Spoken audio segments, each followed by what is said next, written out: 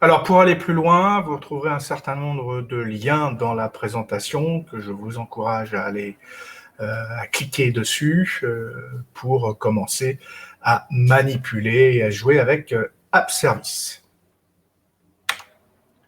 On va passer maintenant à une étape importante qui est la persistance des données. Vous vous rappelez, dans la première architecture, les données du catalogue étaient gérées en mémoire et les images étaient stockées directement sur le disque, là où se trouve l'application. Donc, on ne va pas refaire l'histoire, mais vous imaginez bien les problèmes de montée en charge qu'on pourrait avoir, de disponibilité, etc., etc. Là, pour persister les données,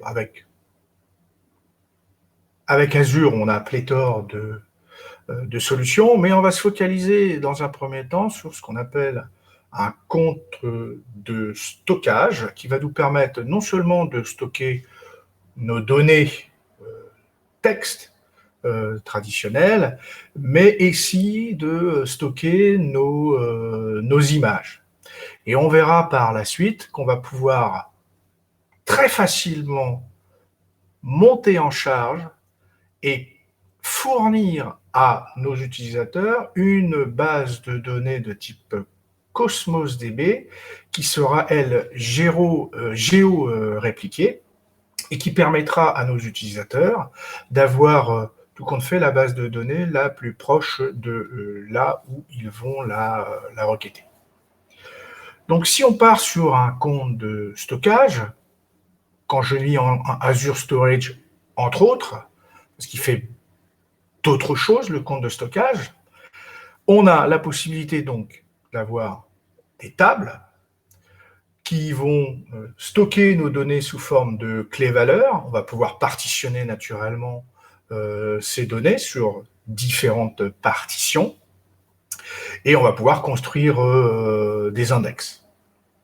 Et puis, d'un autre côté, on va avoir un compte de stockage de type blob. Là, on va manipuler ce qu'on appelle des containers. Et ces objets blob, ils peuvent être de type image, bien évidemment, mais ça peut être de la vidéo, ça peut être également du son audio. Et c'est aussi un compte de stockage de type blob qui stocke d'ailleurs toutes les machines virtuelles, les VHD. Donc la persistance de données, comme je l'expliquais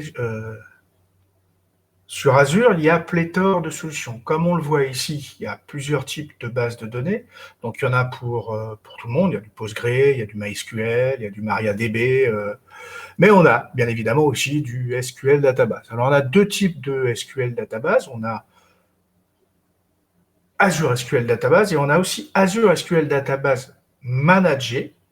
Il y a une petite différence entre les deux, c'est que le Azure SQL Database Manager, c'est la base de données qui est ISO-fonctionnelle à 99% avec la base de données traditionnelle SQL Server.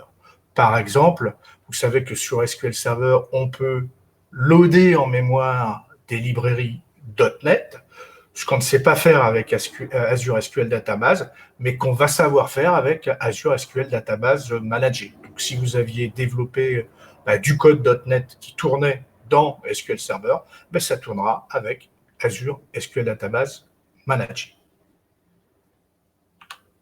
Passons maintenant à la démo.